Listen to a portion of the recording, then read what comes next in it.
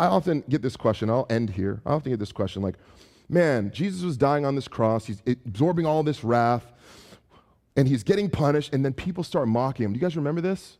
Jesus, if you don't know, Jesus was hanging on the cross, and people are spitting on him. They're laughing at him. They're mocking him. They're calling him the King of the Jews. They even put a sign over him, mocking sign, Jesus, King of the Jews, ha, ha, ha. And they say, you're the king, are you? Well, here's a crown for you. And they'll twist a bunch of thorns together, and then they'll jam them onto his head. And they'll mock him and laugh at him. Now, this is the king of the universe, the sovereign king of the universe. And what does the king do? Because here's what I want him to do.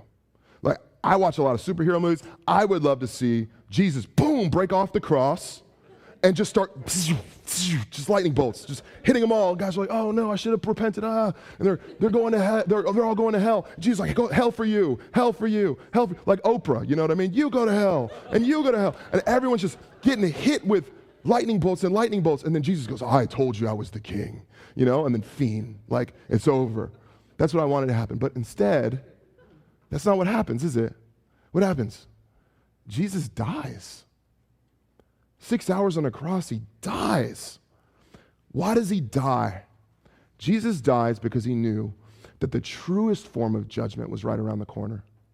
That the truest form of justice was right around the corner. That I was inheriting the taunting and the evil and the mocking. He was inheriting it all right there on the cross. And then 3 days later, he would rise up and go, see, even you too can be forgiven.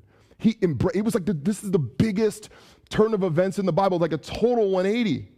The Jews were expecting this like sovereign king who would lord with laws and government and kingship, and instead you get a humble Galilean peasant who dies.